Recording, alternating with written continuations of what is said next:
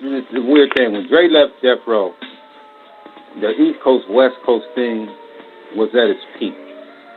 You know what I'm saying? And then as he started doing the Firm album, remember? He went and got all those East Coast people to do that album. But the problem with that was niggas in LA was like, fuck that nigga. We ain't supporting that shit, fuck that nigga. But people don't know, Dre was trying to take care of a lot of people from LA and they just wasn't delivering for him. And then he got, now at this point, a lot of stuff that's not working. He's got that girl, and she didn't really do nothing. Remember, he's got Rakim.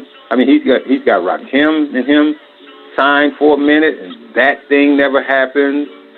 And now he's leaking, you know what I'm saying? And then Firm flopped, like he said, right? Because LA was like, fuck them.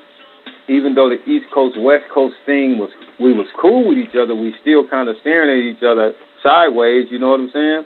You know, we everybody put the guns up, but, you know, niggas are still kind of in their feelings on both sides, you know, so that's going to take some time for that shit to just, you know, chill all the way out. You know, all the robbing them niggas when they came out to the West Coast was over with.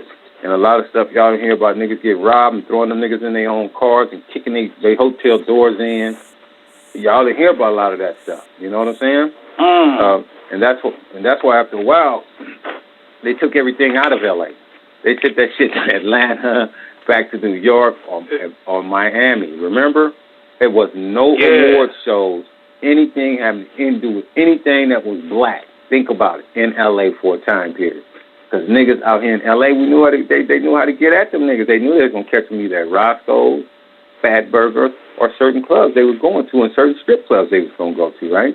And then what niggas didn't know was, niggas knew all the sky caps at LAX is our homies.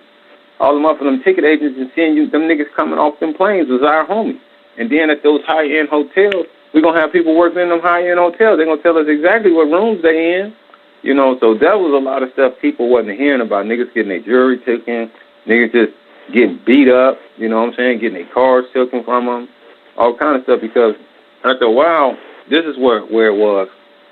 Niggas from L.A. didn't really have to go to New York. They was never buying our stuff anyway, so we didn't care.